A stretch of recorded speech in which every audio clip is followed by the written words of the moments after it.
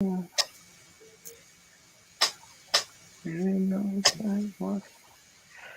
up, y'all? What's up? Peace, brother. Peace, everybody. We're gonna let it. Man, I love that flag every time. I just be looking at that flag. Like, You got to send you one. oh God, I should have got one when we was down there. For real. Right. You had a whole bunch going on when you was down here, though. You went back. It was fun. Look, you been got a couple plates though. We was eating. Look, and we got some more stamps. So right. So this time I want to do it again. What's up? We are not opposed to it. For real. Oh God. Shout out. Mushroom po' boys going up. Oh man. Next time we're gonna go to Publix and go get some jackfruit and all that. Have a whole vegan joint going on. That's what's up.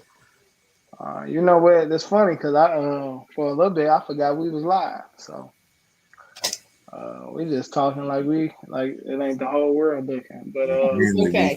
We family. This is our family talk. Yeah. Our family reunion, our weekly family reunion. Right. Oh man. Yeah. Without further ado, y'all want to take a minute or? No, we can jump in and people could, we usually do our check-ins and stuff anyway. So, I guess we can take the moment, welcome everybody to this session of Revolutionary Education with the IBFA, with the Mad Liberation Team. We happy to be here. We happy to be able to do the work and continue this mission, hopefully develop this into a sustainable program that we can continue to bring to people. Because that's what we need is programs. So and people. So let's develop this into a program with y'all help and everybody sharing and throwing donations our way to the IBFA. Just making sure that we're able to continue this on this platform and multiple more. We here.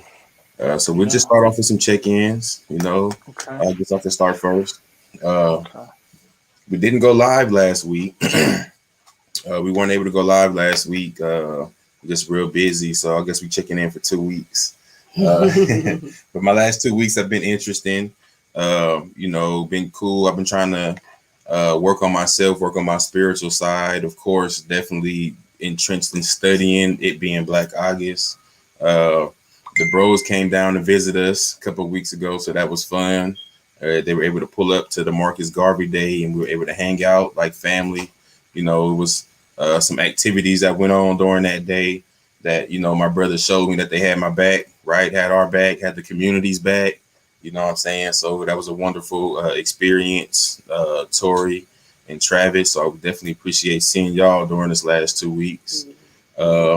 School has started back. So, we do our homeschool collective. So we're back to that. We're back to having our students. So, we fully entrenched in the work right now.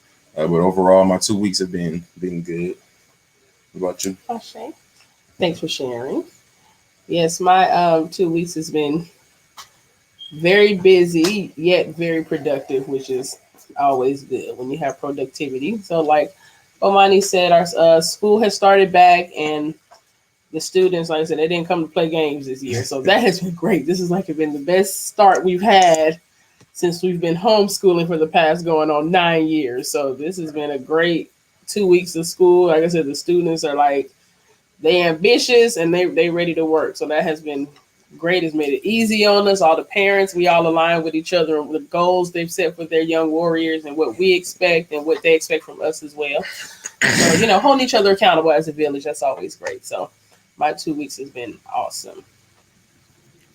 What about you, brother? How you feeling? I feel good. I feel motivated. Like you said, I guess we the bros. We pulled up. Me and the hood scholar pulled up. We left Ferguson after the 7 year for Mike Brown. Did some stuff here and then pulled up to Alabama to start, like you said, in the People's Program, a basic program where we can try to get on one accord. So We we pulled up. We saw the community. We played with the children, especially Buddy. He can pull up. I got it. Yeah, Buddy.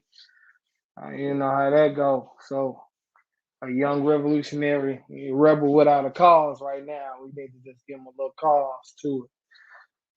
But I know if the revolution kick off, I know who gonna come get me. I know who ain't scared. I know Buddy, he gonna ride. So we got that, and then I just feel good, man. Came back, had some other calls, had some other things, and we just had fun, man. We just been kicking it. We just been kicking it. I feel good. I'm ready to learn, get some education. Trying to see what Travis trying to do with his phone as he turns diagonal upside down cake and all that. I don't know what he's doing, but I'm gonna pass it to you, Travis. How you doing? I'm glad you got your phone straight. How you feeling? Check in.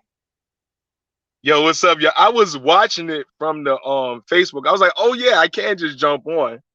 So yeah, that was dope. Yeah, I was the other dude with who pulled up. Y'all, man, I just want to say real quick, it ain't nothing like being in person. And I just want to just throw that in there. Just say how like it's crazy how COVID messed up things and how like I mean, and so we can talk about this too, like just how much we was able to get done just in that week and a half we was there. We was just moving, y'all, and y'all, it was beautiful. Tori and like they know I got some crazy personal stuff going on now, but that was a highlight of all the crazy person. It's so like y'all, because y'all know me, I'm an open book, so it's so personal that I'm not even sharing that on live. So that's how crazy it is. So just as my usual life is, it's always the roller coaster, right? Well, with some crazy highs, being there with Black family, with that Black revolutionary love, being able to chop it up. Yo, that was dope. So in the middle of the stuff that I can't even talk about, it was just dope to be able to see everybody, to be able to be in person. So I just want to stress that, like, y'all, like as soon as we're able to get back in person, the fellowship, the break bread, to build, it's just some crazy energy that really we missing over this live, right? I'm glad we're able to do this. And also like I just want to say real quick, even though I'm the director of Black Revolutionary Education, I'm not like that where I gotta be on camera and y'all y'all in good hands with Bo and Z. And so I'm gonna be learning too. So yeah, that's how I'm doing, y'all. I feel good with direction we going with the IBFA. It was good to be in person. So y'all, like as soon as we can, let's get back in person and let's get free.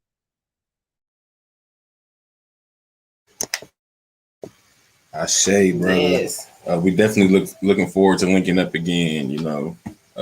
Something spiritual about that, being in person, being able to chop it up, being able to shoot ideas back and forth without a screen being in between us. Some good ideas came out of us. Having conversations. So we definitely look forward to it. Again, mushroom po' boys going up. But yes, let's jump into it. All right. Like you said, we were absent last week, so we kind of recapping for the the last 2 weeks that have transpired. Yeah. So and it's also day 26 of Black August, y'all. So yes. I say. So if you've been following us, you know that our theme for this month has been Black August Memorial.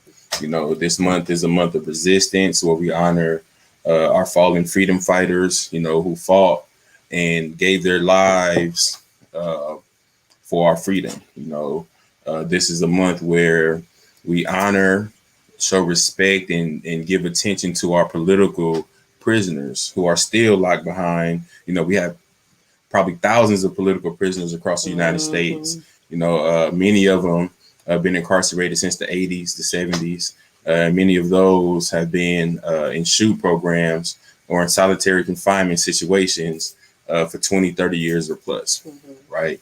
So this is a month where we recognize that and hopefully we can build some programs to do something about it. Right. So on this day, our Black August topic, we're going to finish out Black August. We're going to finish out talking about the Soledad Brothers trial, what happened at the end of the trial, the acquittals. We're going to talk a little bit about the San Quentin rebellion that happened August 21st, 1971, where George Jackson was assassinated. And then we're going to talk a little bit about the movement to free our political prisoners, right? Talk about what needs to be done to free our political prisoners, right? So talk about the platforms we can use to bring information to our elders that are sitting behind these walls, sitting there rotting, right? Many of them are suffering from different disabilities, different illnesses, and they pose no threat to society whatsoever. And they're long past due to be released. So we're going to talk a little bit about that also. Okay. So you want to start with I guess we'll go with a brief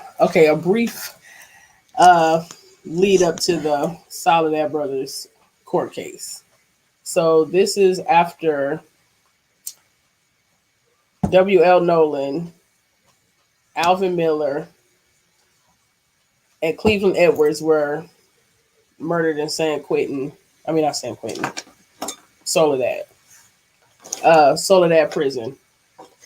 in 1970, correct? Am I correct? 1970, not 71. No, yep, 1970. Okay. So they were, like I said, these three brothers, these three fallen soldiers who were murdered. It was a prison guard murdered right after that, actually. And these three brothers that I just named, George Jackson, Fleeta Drumgo, and John Cliché were charged basically with the murder of the officer that was, thrown from the tier after these three brothers were murdered. And they were then dubbed the Soledad Brothers. A big campaign went out around that and everything. So that's what we're leading up to this week is the actual case of the Soledad Brothers. So again, they were charged with murder. And if you have a life sentence, which I believe all of them had an indeterminate life sentence. George Jackson had 1 to life. And I believe the other ones had like maybe 3 to life or 1 to life also, which is an unjust law. We can talk a little bit about that, being able to give indeterminate sentences, right? So you can tell a person they get 1 to life. And every couple of years you go to the board to see if they're going to let you out.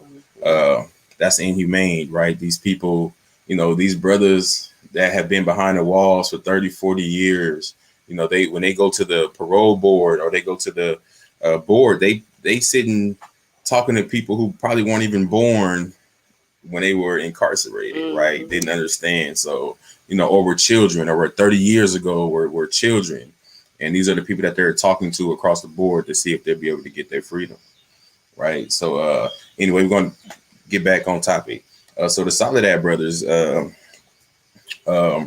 these brothers were charged and they tried to, what they call like a speedy trial or kangaroo court them, and they were shuffling them back and forth to court. And I believe, I don't know, was it Fleeta who was able to slip a letter to his mom asking for help, and they were able to garner some support outside of the prison system, right? So outside support, and they were able to get some high profile people involved and stop the farce of a trial that was going on that they were trying to do.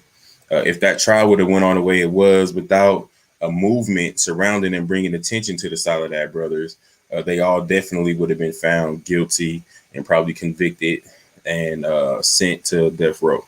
Because again, if you're a lifer and you get convicted of killing the police in prison, they're going to send you to death row.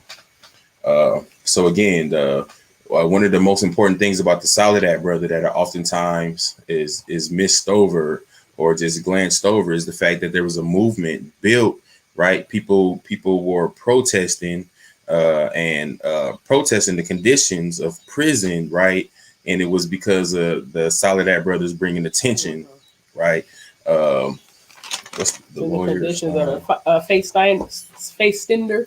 Face Yes. Stender, George Jackson's lawyer. George Jackson Lawyer was one of the spearheads of this movement, you know, and recruited some more people. And Asada became the face of this movement, right? I mean, excuse me, Angela Davis. Asada's on my mind, y'all, of course. Peace, Mama Asada. But Angela Davis became the face of the movement. Again, we were able to garner some more support.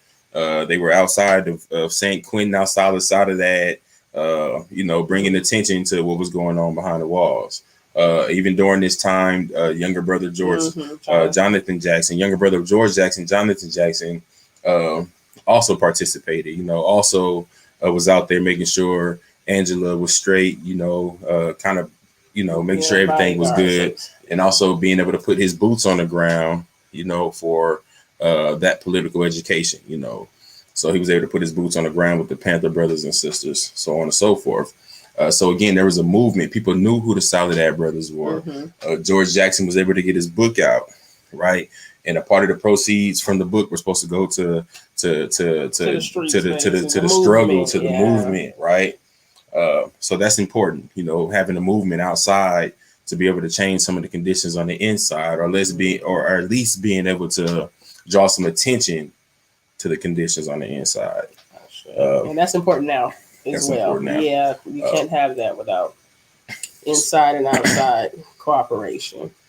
So before the trial, two incidences happened. The first incident was the Marion County Courthouse rebellion. And I believe we talked a little bit. Yeah, August 7th, 1970. August 7th, 1970. I believe we talked a little bit about that last week. But that's when the younger brother of George Jackson, Jonathan Jackson, went into the courtroom armed with multiple guns. He was able to give some other inmates. He was able to give Rochelle Mcgee James McClain and Christmas and William Christmas, right? He offered 5 inmates guns, but 3 took them, and they staged the rebellion, right? They forcefully took the judge, the DA, and 3 jurors out the court. And again, they were in hopes of exchanging hostages for hostages, right? So it was to free the Soledad brothers, and we'll give you y'all hostages. Unfortunately, we had, you know, trigger happy. I believe it was St. Quentin officers, you know, had training early that morning, and they heard the call that, you know, a judge was kidnapped, so on and so forth, and they were able to get to the courthouse. They were right there. They were able to get to the courthouse, and then being so trigger happy, they didn't consider the life of the judge, the DA, or the jurors, and they fired on the van. After the smoke cleared, the Comrade Jonathan Jackson was dead. Comrade William Christmas and Comrade McClain were dead, and Rochelle Mcgee was injured, but he survived. He's still in prison today. He's one of our African prisoners of war right now. We'll talk about that later. Yeah, he's definitely one of the prisoners, one of the political prisoners that we talk about later on. And I believe the judge, upon the CO's firing, the judge also was killed. Was killed by the pigs. Did the DA also? Yeah, he was injured. He died later. You know, one of the jurors, I believe, was paralyzed. Okay. So Rochelle Mcgee is the last survivor of that uprising. Right. So my point of this was the younger brother, Jonathan Jackson, who was, you know, I believe was politicized by his older brother, George, through prison letters, took revolutionary action.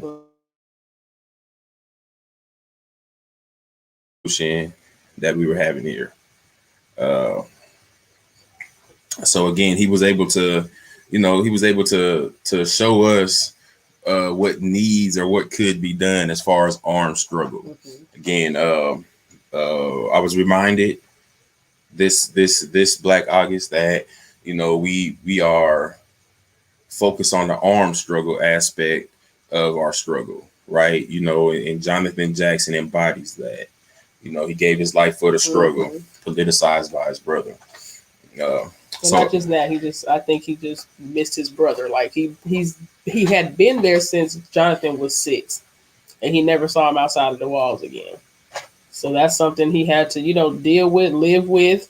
All of these other people are like kind of fantasizing about your brother, George, but you're really dealing with the pain of not having your older brother around. So, that was a whole different aspect of it. But gotta respect him regardless of the reason why he took action that way.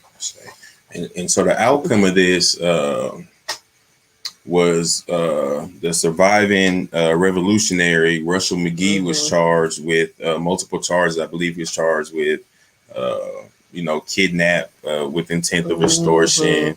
He was charged with the murder of the judge and so on and so forth. So he was charged with a slew of things. I guess they found out that the guns belonged to Angela Davis, or some of them were registered to Angela Davis, and that's where she had to go on a run, and she became, she kind of got her fame for being, I believe, the first woman on a FBI's top 10 list. They did this whole manhunt for her, so on and so forth, and they were able to track her down. And originally, her and Rochelle Mcgee were co-defendants for these crimes. Originally, and her having the fame she had, from being on a run, from the movement, the professor, she was able to continue to get some of that support that was created from the Free the Soledad brothers outside the walls movement. So she was able to still get support from a lot of those people. And when they split their trials and they chose to do the trial separate, right? Rochelle Mcgee didn't have that same support that she did. Yeah, the media right? attention. Didn't have the media attention, didn't have just the support period from the people. Internationally and all of those things. So he didn't have those same resources that Angela had. But like Mama Sakari told us, man, a couple of weeks ago, they did have Black Panthers on the case, right? So they did have the legal arm of the Black Panthers trying to help this brother out to the best of their abilities. Yes.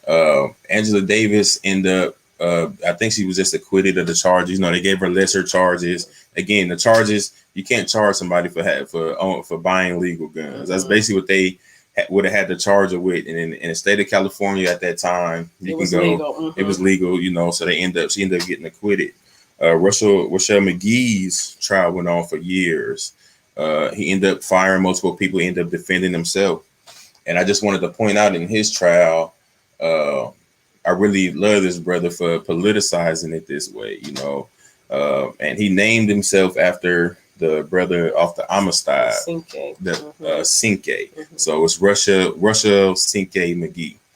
And he named himself after this brother. And in court, he argued, just like the brothers, and I don't know if it was any sisters on the Amistad, but just like Cinque and the Amistad, they argued that we had the right to rebel. They were illegally kidnapped. They were illegally enslaved. And since they were illegally enslaved, they had the right to rebel. They had the obligation to rebel. And if that rebellion cost them lives, so be it. They had the right to try to escape. That was their prerogative. Exactly. And when Jonathan handed him that gun that day, that was his opportunity to escape. Right. That was his opportunity to escape because the Amistad, they won that case and they were granted their freedom. Right. So they won. They didn't have no repercussions for that rebellion. They won their case. So he argued the same. And it is once it's in case law, it's in law. So the fact that they won basically said that, we as illegally enslaved Africans have the right to try to escape. We have the right to rebel. We have that obligation. We were illegally bought over here in the first place, and we're being illegally imprisoned. It's my obligation to try to escape, to get my freedom. That's what we're doing now. It's our obligation to get free. This is not just a hashtag, right? We're not doing that no more, doing these hashtag things, man. We're trying to get free. And it's our duty, it's our obligation to fight and get free. And in Russell's mind, when he had the opportunity, and he wasn't even in court. He was in court helping somebody, right? He wasn't on trial. He was a witness. You know, Rochelle Mcgee was what you call a jailhouse lawyer. Helped many brothers get out. You know, so again, McClain was on trial and he was a witness to that. Right. So yeah. So again, and I believe McClain was on trial for assaulting a guard. You know what I'm saying? Because the guards had, I don't know, did they with the brother Fred Billingsley? They you know, again. So it was a few more murders that happened in between, you know, that time and him going to court. So yeah. Right. So Rochelle Mcgee is in prison. You know, I believe the outcome of his trial was he pled to a lesser kidnap charge. And he's still in there to this day. To this day, he's still in prison. How old is he? He's 80, you know, 80 something, you know, again to this day. So we'll get to more. I'll give you the facts on him and where we can find him, where we can write him. So that was a Marion County Courthouse rebellion. This happened in between the Soledad brothers becoming the Soledad brothers and the trial. The next significant thing that happened in this time of the Soledad brothers was on August 21st, 1971, in St. Quentin, George Jackson, Fleet of Drum Go, were both in what was it? They were in a adjustment center in San Quentin. Now the details are sketchy on what happened. But what we do know that there was a rebellion. We do know that 3 guards were killed. A couple white supremacists were killed also. But allegedly George was able to get through visiting, right? A lawyer and another person allegedly was able to get a gun into the adjustment center in San Quentin. They were able to take over this adjustment center and they were able to, you know, redistribute some of that pain that they've received from the guards, you know. In the aftermath of this, you know, it was said that George Jackson attempted to escape, you know, so he ran out of the adjustment center and he was gunned down by prison guards. And this was, I believe, 2 days before his trial, you know, 2 days before the Soledad trial was set to happen. So it was a rebellion. You know, they took over the adjustment center. They opened the cells and, you know, they did some work to some of the prison guards and some of the other white supremacists that were on the tier. Yes. In the aftermath, again, Comrade George Jackson lay dead. He was shot from behind.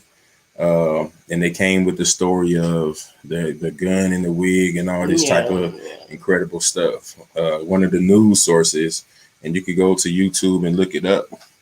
One of the news sources said, you know, he killed 3 guards in 30 seconds. You know, they say George Jackson killed 3 guards and plus in 30 seconds. You know, they gave him superhuman capabilities in the media.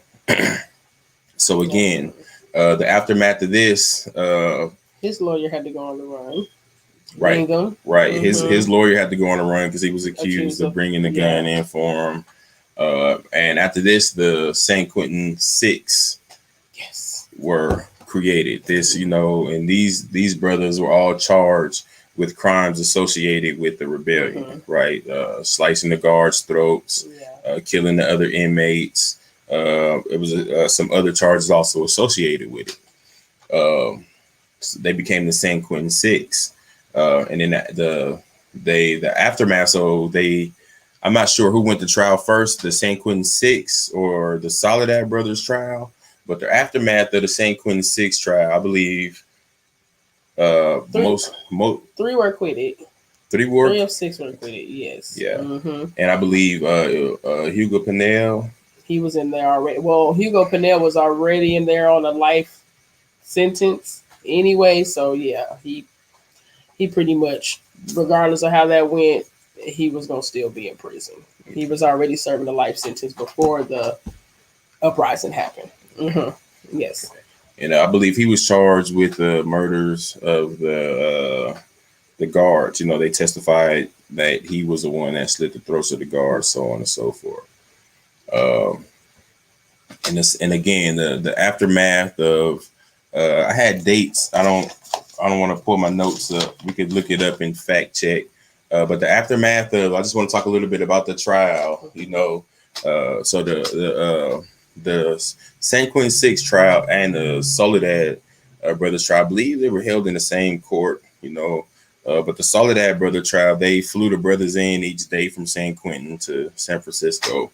They spent $2 million, I believe. Spent so much money on fortifying this courtroom, and it had bulletproof glass.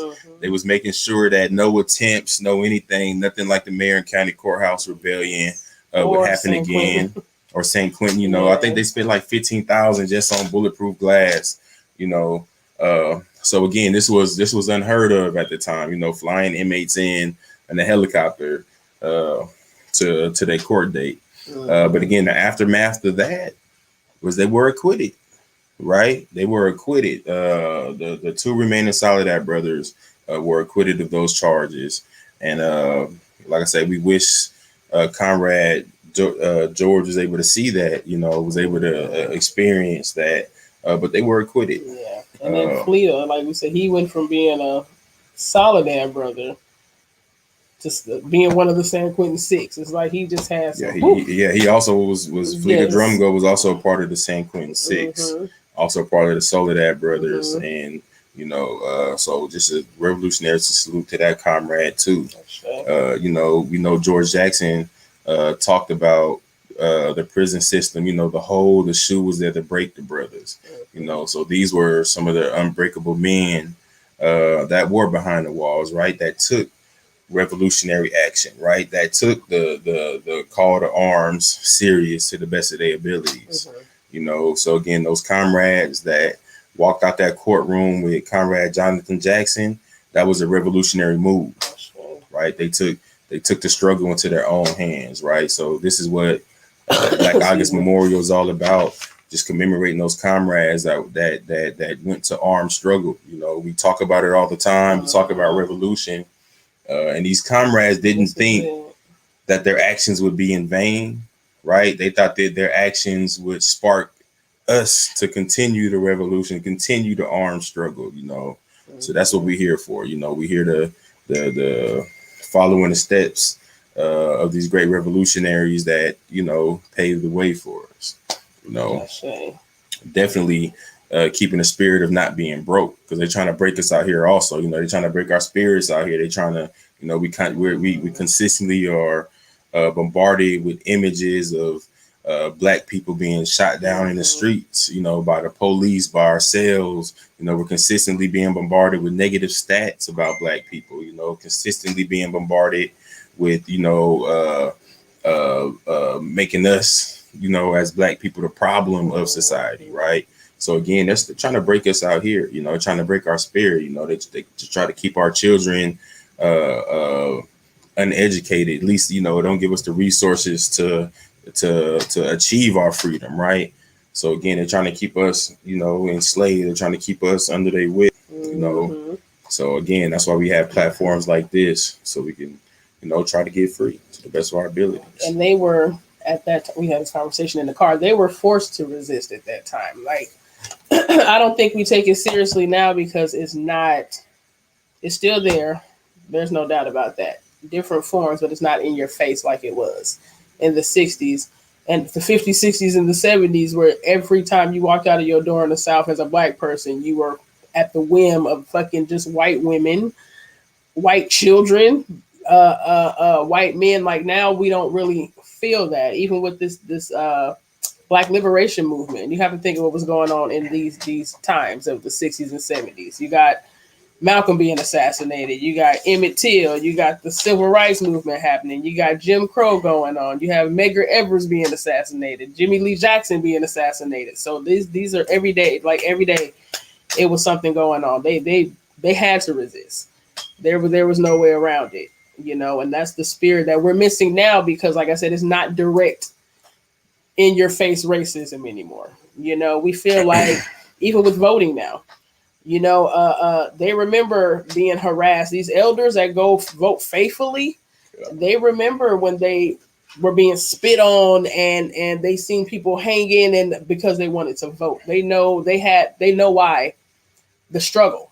They've been in the struggle. They fought for this right to vote. So they've been dedicated to it ever since. I can definitely say that. So I don't know how to get that spirit back in us, but it's there because our ancestors had it and we have their DNA. So I have faith. I say, yeah. So again, just to reiterate that, man, we, a lot of us sit and we're content. We're content. We is free. What you talking about? Let's get free. We is free. I can do what I want to do. And you start running these different stats down to them. You start running down, where your children go to school. Do you even have a choice on where your children go to school? You know what I'm saying? Do you have a choice how and what your children learn at school? Do you got a choice? A lot of our folks in these communities, man, we eat. And when Hood Scholar and Tory came here, we was looking for a grocery store, and I told them we live in a desert, bro. Ain't no grocery store, man. These people eating out of Family Dollar. Yeah. You know what I'm saying? These people eating out of the gas station. These people eating out of Dollar General. All this processed foods, man. Ain't nowhere to get no fresh fruits and vegetables around here, bro. You know what I'm saying? So again, are we free? These folks, if you ain't got no car to be able to go travel 5 miles this way, 5 miles that way, ain't no fresh fruits and vegetables. So a lot of our folks and like they seen in my community got these 2 projects right here. And they eating out of Family Dollar. So they eating box food every day. Them children coming home from school. Eating bologna out of Family Dollar and Dollar General, not a vegetable. If they are eating vegetables or fruits, they probably from a can. Yeah, absolutely. So again, if it's they like have a vehicle, if they wanted to go to Publix, they would have to have a vehicle to get there. If you catch the bus, minimum groceries because you can't take all that stuff on the bus with you. If someone comes to get you, they want gas money, which goes into your grocery money, which is this whole conundrum of things. Yes. So we ain't free. We ain't free to eat what we want. We ain't free to go where we want, do as we please. A lot of us ain't even free to practice our freedoms like we think we are. Like I say, our Muslim brothers and sisters, man, try to bust a prayer wherever you want to. Yeah. In the middle of the day, one of your 5 prayers. People gonna be looking at you, man. They gonna kick you out their store. We ain't free. And I want everybody to know that. Even if you think we ain't free, and that's what we fighting toward. Total freedom, freedom to leave, freedom to stay, freedom to build our own. So again, we fighting for this. I say. So back to the topic. Again, this week we talking about our political prisoners. We talking about how can we free our political prisoners? What is a political prisoner? What should we be doing, and just how can we just get attention toward our political prisoners and our elders that are sitting behind these walls? How can we make a difference? How can we get these are sick elders, especially, right? A lot of our elders are suffering from disabilities that come from being old, So again, and free them all, shout out to the Black Panther Cubs, man. Shout out to Fred Hampton Jr., man, for that war call right there, free them all. That's the first time I heard it. I'm not sure where it originated at, but that's the first time I heard it with Fred Hampton Jr., free them all, free all our political prisoners. So in the spirit of Black August, and Hood Scholar and Tory, y'all could jump in on this, what is a political prisoner, right? So I'm gonna read a quote from George Jackson out of Blood in My Eyes, what he said a political prisoner is, and we could kind of discuss it, because my understanding of, what a political prisoner was somebody who came to a conscious mind in political activities, either keep them in jail or cause them to go to jail. Right. So it's your political activities that are keeping you in jail. Right. But I love the way Comrade George Jackson politicized what political prisoners are. So I'm just going to read off this quote. I ain't good at reading. Just kidding. Great. So what I'm and this quote came out the book. I believe he was quoting somebody, but this is out of Blood in My Eye.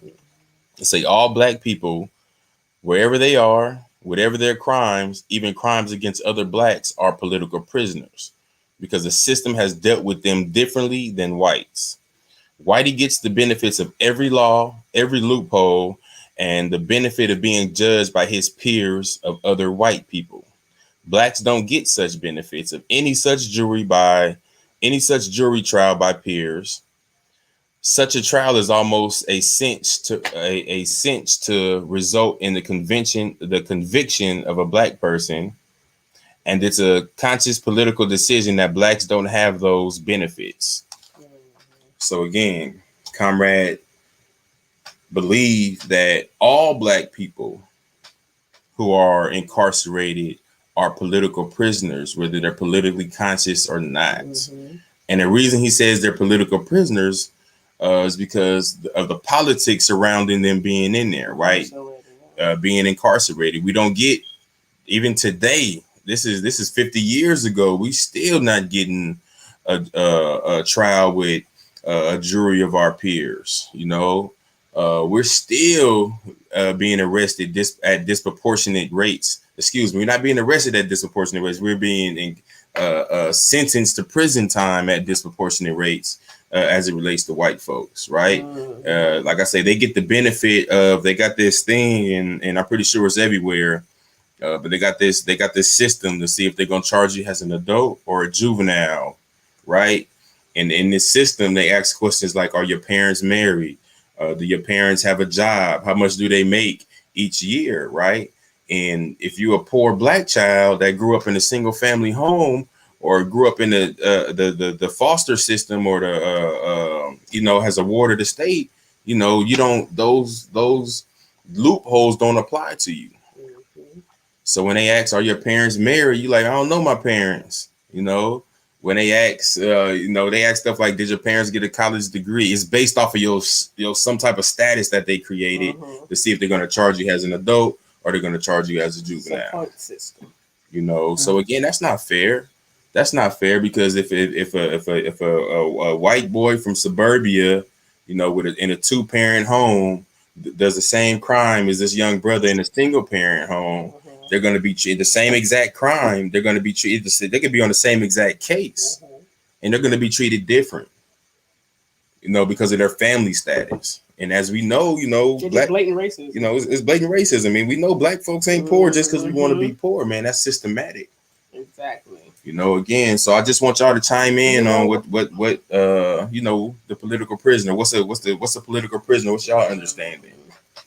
Y'all agree with Comrade George?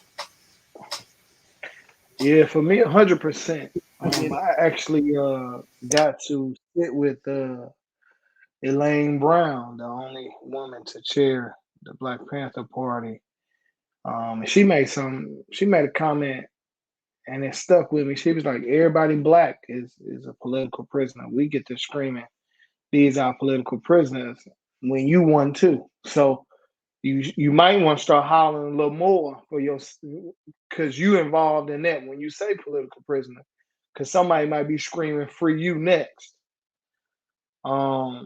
That's, to me, that's like a deep understanding, but I don't think a lot of people really have come to that, because you gotta believe, if you're a political prisoner, that means you're a prisoner of war, and then you would have to accept the fact that we are at war.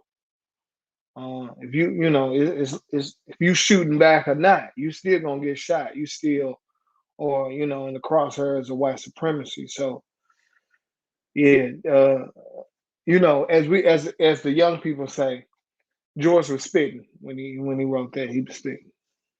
What you got, Travis? Yeah. So you said exactly what I was gonna say, actually, because that's what our elder said 2 weeks ago, right? She said we need to think about slavery as war. And so if we start off with, we were at war, enslaved, at war, and colonized, then this brings it all together. Because if we're colonized and we're in prison, then we're not free. And that's exactly what you were, Bo was saying earlier, Z. I mean, what Bo and Z was saying earlier. And that's how this all comes together. So we start off with slavery, enslavement, war, colonization, and then imprisonment. And so then for us, right, to bring the whole conversation together, and this is why Black August is so important, because we need that revolutionary energy to begin to fight back, right? So we got groups of us who don't even know we in a war. And then you have a realization that, oh, we in a war. We got to fight back.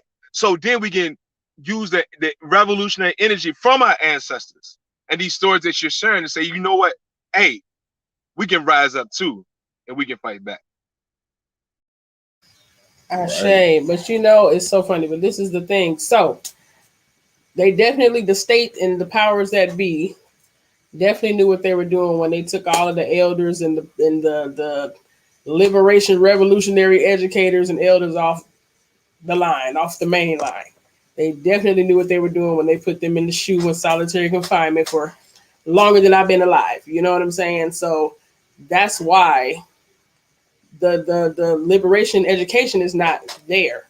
Because they know, like I said, they know if it would have happened if they get it. Like I said, there's going to be some more George Jacksons. There's going to be some more Jonathan Jacksons. There's going to be some more Rochelle Mcgees. Because they're going to understand, like I say, all of the isms that George understood. And once it crosses racial, especially in California, once it's like a racial barrier, period. And once you cross those racial lines with the Latinos and the Northerners, Southerners, Blacks, and Asians and all that, it's a problem. So that's why they have confined our elders, and we sitting up here looking for the answers, and they got the answers. Right. But they're locked away. Like one of the Minister King William, he said last night on George Jackson University is that he politicized it where that's elder abuse. That's elder abuse. They've been in there since they were 20 and now they're 80. The COVID has came and they're sick with cancer and cataracts and hepatitis and all of these things that are happening, and they're still locked up. Like I said, that's elder abuse. Right. And like he also said, we need to be contacting PETA shit because they moving us like cattle. We still chattel slavery. All of that is still going on. Talking about them dogs, man. I need to, Like I said, we're at war.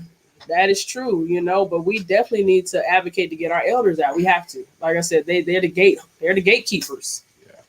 And even the ones who aren't, right? Even the ones who don't have a revolutionary political ideology, man, there's no way in hell that this 80-year-old man should be walking around, limping around on the yard, right? And in California, they have, when I was in there, man, the brothers was talking about there was going to come a time to where it's going to be a whole prison full of old folks. They already have, I believe it's like Vacaville, it's kind of like what a hospital prison, they send the elders, stuff like that. But it's going to come a time where all these lifers, they 80, 90 years old, then they 70s. And I mean, they're no threat to society. They're no threat to the establishment. And, California got to take care of them. So if they got to do, dialysis or, I said it right. Or if they got to do, chemotherapy, that's on the state. That's on the heart problems. That's on the state. And what they're going to do is, man, what the brothers was talking about when we was on the yard, man, is that they're going to start killing these elders in there. They're going to start letting them and infecting them with hepatitis this and hepatitis that and HIV, so on and so forth. So who's going to know about it and who's going to care? Who's going to care? So again, when we talk about free them all, man, we're talking about free them all. We're talking about nigga getting rid. And we revolutionaries, like George said, we're not talking about no reforms. We're talking about getting rid of this whole system and coming anew. You know what I'm saying? But in the meantime, we do want our people to survive. So survival programs pending revolution, period. And that includes getting our folks out. So when we say free them all, man, we're talking about our elders, especially first, right? We're talking about the people who were put in prison just because of their political ideology, their support of our leaders, and plenty of people are sitting back there without real cases. They got these petty cases like George, where it was a gas station, a robbery. And, some resources I read, they talked about even, it was just a silly little thing that they was doing. And he offered to pay to do all type of stuff where they make sure that they have black bodies in jail, and black and brown, especially. With Hugo Pinell, even like I said, he was from Nicaragua. So you got these, as we have those Southern police officers now we talking about that still hate black people. They still racist. And of course, with the propaganda of the Mexicans or Latinos wanting to come and rape the white women and all of these, so that's what he was in there for rape. They charged Hugo Pinell with rape, and he got a life sentence. And before, I believe he was in there when he was like a teenager. 17, Yes. So stayed in there 40, stayed in the hole for 40 years. You know. So again, and then when we're talking about freeing our political prisoners, we have to talk about where are they going to go. Right. When we're talking about freeing them, even our political prisoners who aren't elders, are we going to hold them down? Right? Are we going to make sure that they straight? Are we going to make sure that they don't get caught up in recidivism just because they don't have, right? They have to migrate back to their families that they haven't seen, and so we have to make sure that there are programs already out here to catch these brothers and sisters coming out. We have to make sure that we have programs to catch the revolutionary-minded brothers and sisters who are getting out, right? To funnel them into this mass organization of freeing all the political prisoners. But if we're not able to help clothe our brothers and sisters who coming out from behind these walls, man, that's all they're gonna be focused on. That's all. Even if we do free our political prisoners, man, they ain't got no underwear, socks, and some clothes to put on, man. It's gonna be hard for them out here anyway. So we need a mass movement to free our political prisoners, but we also have to prepare for our political prisoners. We have to prepare the land for the youngsters getting out with a revolutionary mind, because 9 out of 10 you parole back to your same area. And if you ain't got revolutionary brothers and sisters like me and Z to get them and say, brother, we finna go to this little study group, or we finna hit the community and do this and that, what I'm saying? We're gonna make sure that you have a job on paper. We hiring, matter of fact, tell your parole officer we hired you and we finna hit this garden and that's your job. You know what I'm saying? So again, if we don't have these programs, the recidivism rate, they go back, and these brothers and sisters end up back in the same life. That revolutionary mind frame that they were able to get when they were in prison, it goes out the window. It's just going back home is a parole violation. Yeah, and again, for our elders, if we get these political prisoners out, somebody will have to sit and listen to them. You know what I'm saying? So again, we getting our elders for real, man. Somebody got to sit and listen to them, get the game. A lot of us ain't reading. A lot of these political prisoners, a lot of our elders have written a lot for us, over the last couple of years. And just a shout out to Baba Abdul Olubala Shakur. Yeah, man. That's one of the brothers who's making sure that we have information, making sure to write, making sure that something's coming from behind those walls. We got brothers like the brother that does the art. Oh yes, I don't know why. Rashid. Yes. Brother also Rashid, Mumia Abu Jamal. He's still writing. Dr. Mutulu Shakur. These are all new African political prisoners of war. Right. All of them. Even our political exiles, like Mama Sada, of course. We have a lot of political exiles that can't come back. That can't come back to the U.S.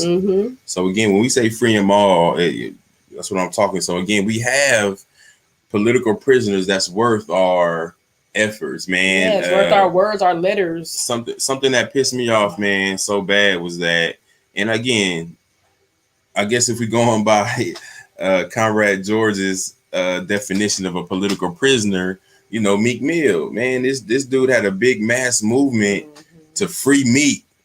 People was in the streets. What I'm saying? People was writing letters, man, to the judge and this and this and this to free Meek Mill.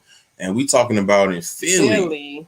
And it hurt my heart that those same people, or even in the same breath, wasn't yelling, free the rest of the Move 9, the ones that were still incarcerated at the time. Yes. They weren't saying free Mumia. They weren't saying free none of our political prisoners, especially the ones that are in Philly. Yeah.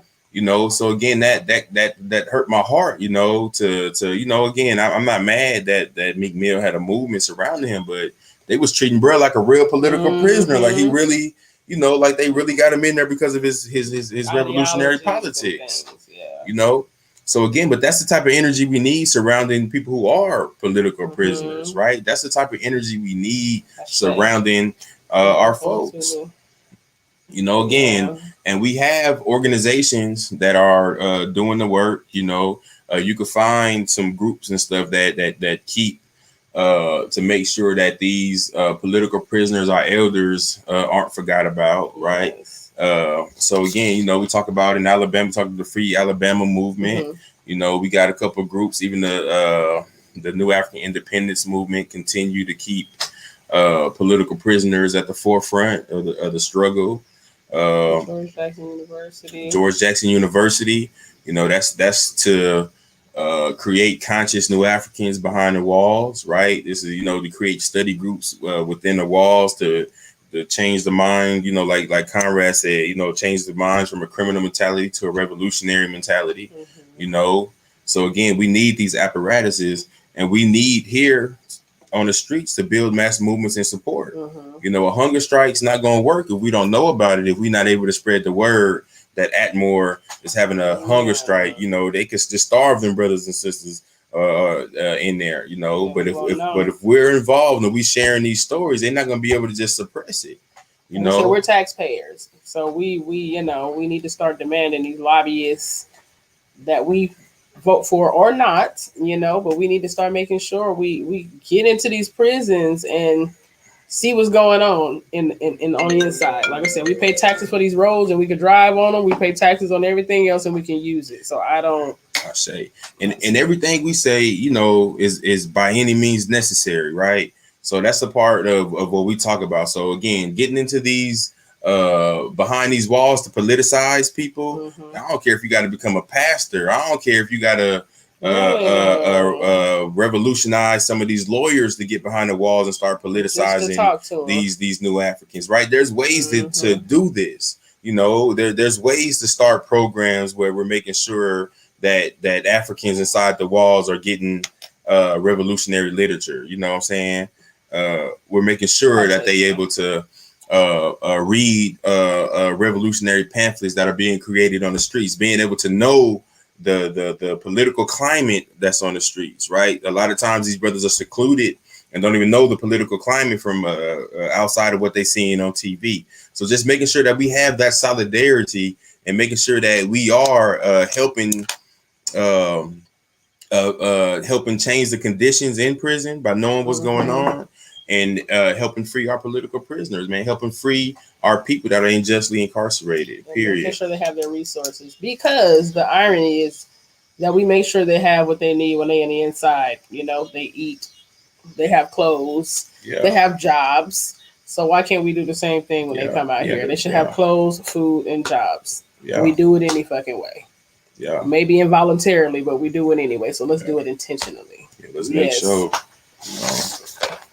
So again, I just want to shout out some political prisoners real quick. So we got, of course, Dr. Mutulu Shakur, Rochelle Mcgee, Sundiata Akoli, Baba Abdul Olugbala Shakur, Mama Asada, political exile, Mumia Abdul Jamal, Hanif Shabazz Bey, who was one of the Virginia Island Five, Russell Maroon Schultz.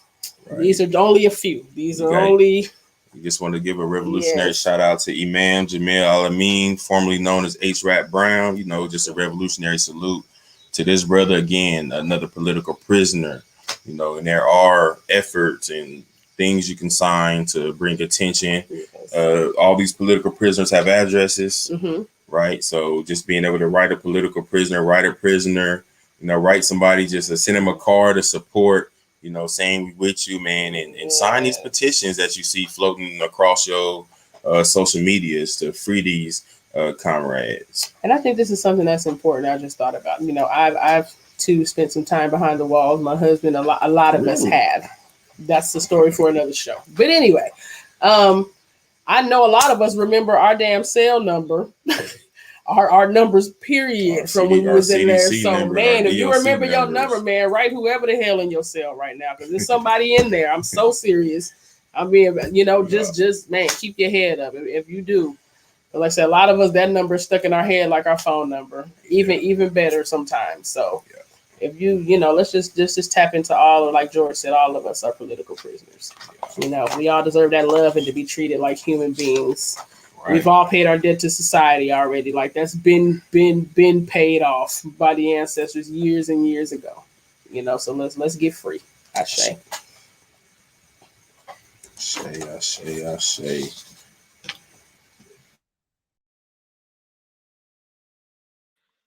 So before we close out, I want to say first and foremost, of course, y'all did y'all thing again. Y'all always kill it. Y'all always make revolutionary education. Like we sitting in the living room chopping it up. That's the way in which it becomes more accessible, more real to people. Um, we gotta have these dialogues, and we gotta move from dialogues or have these dialogues move us to get it cracking. That's a major key for people, and so um, we're just going through some of the comments, seeing what brothers and sisters thinking. It'd be great for you to write them too. We're gonna close out with the ability to show people at least where to write somebody. We as an organization, International Black Freedom Alliance, is gonna push for all our members, including myself, because I didn't. I did my thing. I thought I did my thing. You know how it is. You feel like you did something. I was on PBS probably like 2014, and I was mad as hell. Rest in peace. What's her name? Gwen Eiffel. Who Yeah, Yes, yeah. I shade to that sister. What? she and so we was having this Ferguson dialogue, and I had this white girl named Molly who they said she was in St. Louis. I never seen this white girl in my life describing the protest, and then another sister who part of Black Lives Matter who ain't never outside. Um, and they gave in to most of the clock, and I was pissed, and I was like, I already prepared myself, so I already knew. So it was like, hey, you know how they ended out. It was like, Tori Russell from Ferguson, thanks for having me. And I was like, and my response was free Mamiya. And Mm-hmm. that's how it go off. And it's a part of the actual transcript. And everybody came out. Like, it was people coming out the back of PBS, like, yo, what's up? Like, man, we ain't heard nobody say this and that. And then end up talking to one of Mamiya's family members, and then end up talking to one of the Move Nine, and talking to Mike Africa, Mm-hmm. and just the first of all, just to say their name in public, it means something. To let them know that they still exist, um, that what they doing, it meant something, and that somebody somewhere in the world is still paying attention. Uh, I got one. I'm gonna go I'm gonna go backwards, and so there's something that's near and dear to me. As a brother that people might know. His name is Josh Williams, Ferguson protester. You can read 24-year-old Ferguson political prisoner Josh Williams is up for parole in June 2020. He was not granted parole, by the way, because it's 2021. He's still locked up. We're gathering the right letters and all of that. Got a whole website, freejoshwilliams.com. You can go, you can get his updated information on where to write them. Uh, I was actually there that day. So for me, I kind of got like a little survivor's guilt type, I picked them up. I picked him up when it was cracking off, and I held him over my shoulder because he's like a little skinny 18-year-old kid. And when I put him down, he ran over there. But his crime, he has to do 8 years for lighting a piece of plastic bottle on fire. The judge actually said they was gonna make an example out of Josh, and they did. And so, hoping he's supposed to get out December, maybe next year. Trying to get him in a plan, but until then, we can write him. And then at the top of it, um, Rochelle Mcgee. Um, I know the background from elders.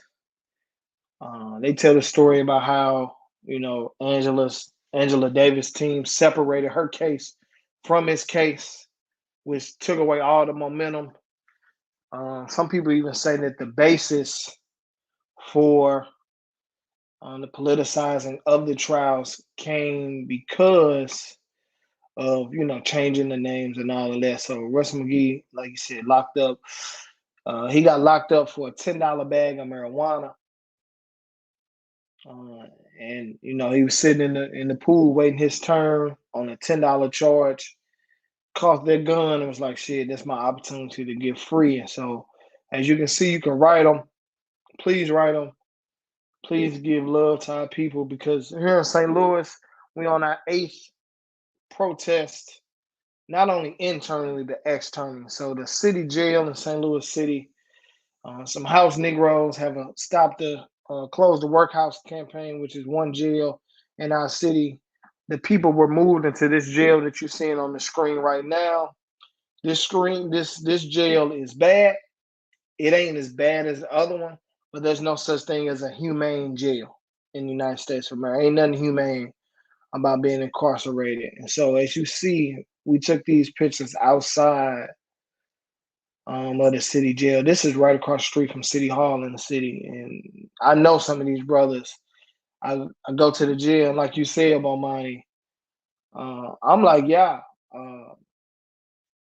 I go to the Juma prayer on Friday and be Muslim and pray, and then I talk that revolutionary shit.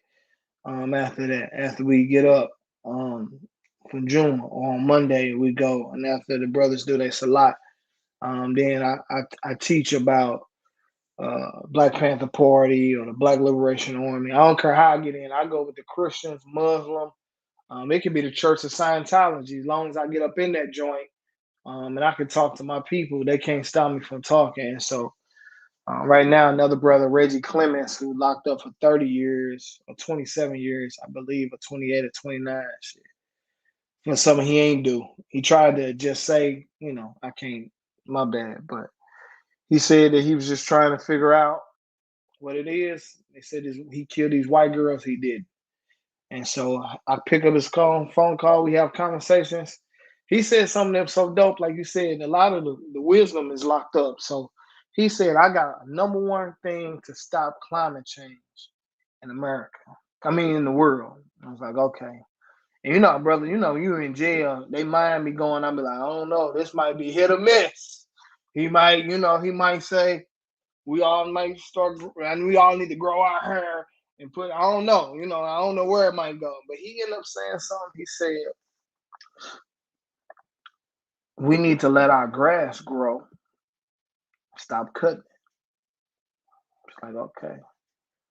And I was like, okay. He was like, because the grass, he said, oh, you don't get it. He said, that's the quickest natural filter for CO2 and carbon in the world. A tree take too long.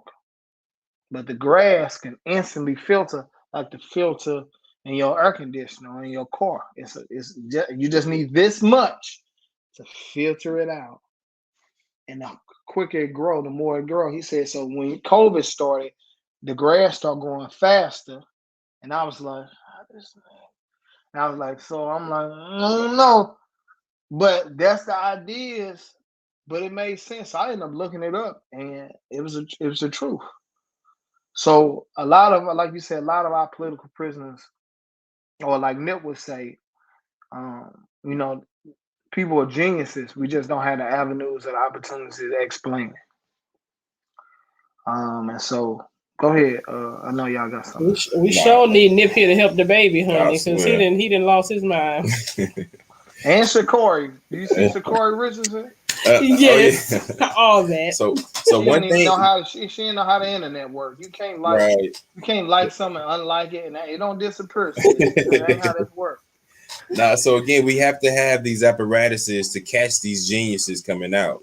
Otherwise, they're gonna just be geniuses who went back to jail. You know what I'm saying? Who had to go hustle. You know what I'm saying? Who used their genius to scam other black people. Who used their genius to go get this money because that's all they knew. You know. So again, we got to be able to have these apparatuses because people get. I mean, my brothers and sisters who I know that be getting out of prison, they get out with a conscious mind frame. Whether it was the Muslims who did it, the NOY, whether it was the Christians, the radical Christians, whether it was the whether it was a hood, right? Whether it was a big homies, they get out with a little bit of revolutionary mind frame.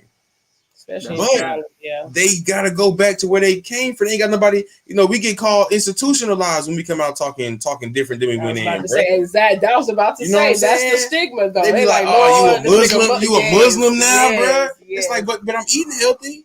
But I'm working out every day. But it was okay. It was okay when I was a Crip now. You feel me? It was okay when I was in the ignorance and all that. But it's not okay for me to be enlightened about anything.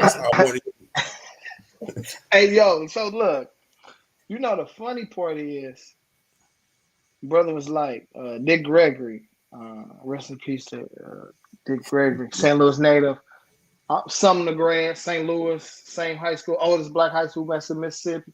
We gonna throw that thing up. You know, I still got that in me. But he said everybody talk about the Nation of Islam, but them brothers stand out there in 100-degree heat in a suit and they don't sweat. Mm-hmm. They ain't sweating. They might do this. Yeah. He said, but you gonna put it back in their pocket. They gonna take and it go right back in and it still be folded. Right. So, they ain't got no short sets for the summer. Tori, you stupid. But look, what we need as an organization and as a movement, period, whatever Elijah Muhammad was doing, to get them brothers to reform them, to come out to be lions or revolutionary minded, that's what we need to do as a movement and as an organization.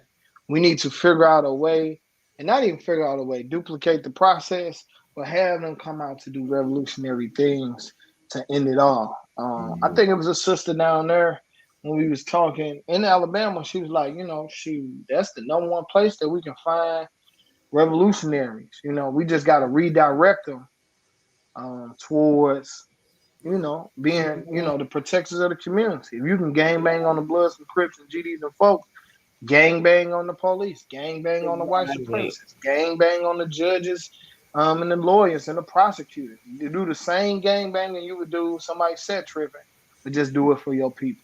On me. Right. And this is the thing, having the resources behind, you know, because if we do some shit, hey, I'm gonna need y'all to either bail me out or go by my house and make sure my children or my wife or husband is okay. You feel me? Because I'm just not gonna get out here and do I didn't do that when I was a gangster. Let me just make that straight. Like I ain't gonna go out here and do no gangster shit with nobody who ain't got, you know, that don't even make sense. I ain't finna crash out. They just put me on the shirt and that's it, boy. Right. No. So you know. That's what Pac said. He said my mama Phoenix Shakur was a part of the New York 21, the Panther 21. She did all that. She ran the program. She did the political education, ran the clinic, did all that. And when my mama got strung out on drugs, it wasn't no revolutionaries coming to make sure we ate, make sure the lights was on. My mom was out here doing all kind of stuff. Yeah. With no programs. Come on. And the right. Stopped when the jail That's a hard conversation to have, but it's true. Yeah. It's true, man. And that's, and again, that's how a lot of us fall to the wayside. Whether you could be the smartest, most conscious person, and you done got caught up doing pills and these Xannies and took your mind, and ain't nobody here to pull you back. You go down that spiral. Ain't no programs here to say, brother, and it's not here. So again, we have to uplift those programs that are already out here doing some of that work, even if it is a Christian program and I don't like y'all ideology. You know what I'm saying? You out here getting people off these damn drugs. I'm gonna support this. You out here doing HIV AIDS awareness in the South where that shit is still killing our folks. Promoting corona, shit like that. This shit's still affecting our folks at disproportionate rates. So again, we have to support the ones, we don't have to build every program. There's some programs out there doing a little bit of the work. We can just encourage them to do a little bit more. Yeah. Send some people their way. That movie Trading Places with Eddie Murphy. And then that one right there, that's some political education for you too. You know what I'm saying? How quick you'll have to go to crime or these underground things when you get everything taken away from you, have no choice. Mm-hmm. Right. So again, man, we definitely appreciate the platform, man. We coming back. We're gonna continue to do this. The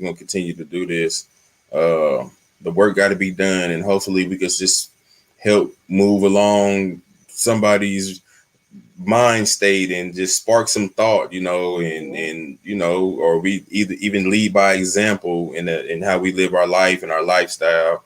So again, if we can help facilitate that, man, to a revolutionary action, we here, man. Right. We here for it. We on our Jerry Maguire. Help us help you. Help just you right for real. Yeah. And give we us got a lot of movie references. Right. I watch a lot of them. That's why I get a lot of the rap music and stuff. Okay. Like, we're talking about anyway, but yeah. I don't get it. Jerry Maguire on it. I think that's a baseball player, No, sir. No, sir. Anyway. I think that's a baseball player. Yes, any information y'all have for us, please. Like I said, iron sharpens iron always. We in it to win it together. So again, let's get free. And again, my final thought is, in the spirit of Rochelle Mcgee, man, it's our obligation, it's our right, it's your duty to fight to get free. It's your duty to take these shackles off. Man, it's a must, and we have to do it unapologetically. Especially when somebody offers it to you. You gotta take that, but we don't know when it's gonna come back again. I say. So we leave y'all with that, Right, hood scholars, our duty to fight for our freedom. I say, Mama Sada. So now Tori's gonna take us out with the song that he wrote. I'm gonna let him take the floor. What song? What song is that? So look, I'm not going. You puzzled. I don't see that often. So okay, it's okay. So again, thank y'all for coming out. We are the International Black Freedom Alliance. So just to break it down on the way out, and then we're gonna play some dope commercials or whatever things, propaganda that we created. Is that the International Black Freedom Alliance is what it is. It's an international, it's a global. So we believe in everybody come from around the world that's black coming together in a unified way for freedom, and that we align with groups and collectives that's black is for a black agenda. If you're trying to do something black, or you trying to figure out how to do something black, we can start with the political prisoners. We can write Rochelle Mcgee, Josh Williams, Sada Shakur, and so many others. If you want to do programs, we do a breakfast program. I mean, whatever you want to do. We try to think of it as if the UNIA met the Black Panther Party in the 21st century. How would they organize and how would they get a bracket? So that's what we're trying to do. I don't have a song. I'm not even going to lie to you. Shit, I'm stumped. So you got me on that. But I love y'all black people. Go ahead. He may get it cracking, y'all. Get it cracking. Go to IBFA.org and get it going. I understand. Well, I'm Crips too, but I got 5'7" CMG. You know what I'm talking about? West Side. See, that's why we got to bang the RBG, because folks like this right here get me in trouble. Make me 5'7" to the day I die. Shut up. West Side, nigga. Rolling 60s all gone. Bro, please don't get us in trouble out here, man. We trying to be good. We ain't trying to get no calls from right. We don't need no OGs calling tonight. JK. Yeah. LOL. I say. Oh, go all right, y'all. Love y'all. Peace and power. Peace. Run that propaganda, man. Run it. The truth of the matter is that we are the builders of this movement. We are the ones in the streets risking our lives going against the system. We are the policy creators and ground shakers. We are the ones who organize the survival programs and mutual aid for our people. We are the ones doing the educating, revolutionizing, and transforming of the masses. We are the ones that give every hashtag meaning, purpose, and direction. And we are the ones who will lead us into a future where freedom is not only possible, but our reality. The time has come for us to evolve from where our lives matter to where our lives are truly free.